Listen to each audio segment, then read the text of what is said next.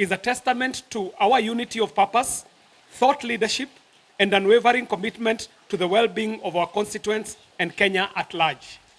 We gather here today under the heavy shadow of loss of life, loss of livelihoods, and the destruction of property in our communities. As we speak, families are mourning their loved ones, businesses lie in ruins, and whole communities are nursing deep wounds, both visible and invisible. This is not the Kenya we want. No cause, no political ambition, no grievance, however legitimate, should ever come at the cost of innocent lives or lead to destruction of property. We stand with the ordinary mwananchi whose life has been disrupted and whose dignity has been trampled on in the crossfire of political irresponsibility. Enough is enough. We mourn with the families who have lost so much in the recent chaos, losing lives and loved ones and losing property and investments, and we vow to do everything that is in our power to ensure that this never happens again. The violence and the mayhem witnessed in parts of our region recently have been instigated by reckless, selfish politics. We note with utter disgust the attempted attacks on critical economic installations and facilities within the Mount Kenya region. These very deplorable acts of arson and looting have destroyed businesses that our people rely on, complicating the problem of youth unemployment and discouraging the much-needed investment in our region. For goodness sake, why would anyone incite the burning of enterprises that employ our people, our youth, and our women and our men, and feed our families? Such heinous sabotage only tears down our own house and our own future.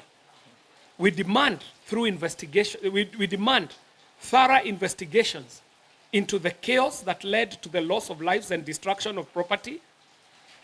Those directly responsible for the violence must be arrested and prosecuted to the full extent of the law. And moreover, the sponsors and the orchestrators of this anarchy and violence must be unmasked and held accountable.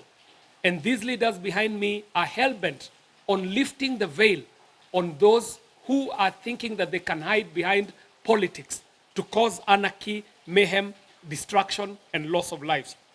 There can be no sacred cows. Kenya is a democracy governed by the rule of law, and no one is above it. We cannot allow a few agents of chaos to hold our nation hostage. We remain confident in the direction that the government is taking, and we assert categorically that our community, like all Kenyans, has the right of choice to belong to any political association we deem beneficial. We have exercised that right in choosing to work with the current government for the sake of unity and development. We are free citizens in a free country, and Kenya belongs to all of us. No amount of intimidation should be allowed to force us into surrendering our freedoms to associate with other fellow Kenyans. Our people will work with whoever advances their interests and the ones who advance national interests. We will not be confined to parochial politics or ethnic cocoons. The mountain is open for partnerships with all who are willing to join hands in building our beloved country, Kenya.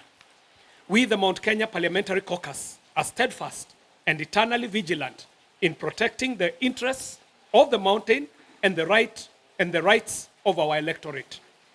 We stand here mandated, responsible, responsive, and strategic as leaders with a clear vision for the people that we represent.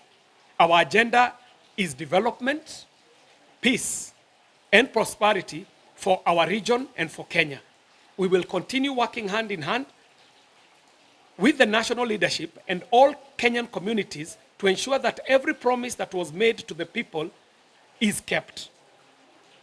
Despite the challenges we have faced and still face as a country, we remain optimistic that with continued stability and focus, the pledges of the Kenya Kwanza government will be delivered in full to our people.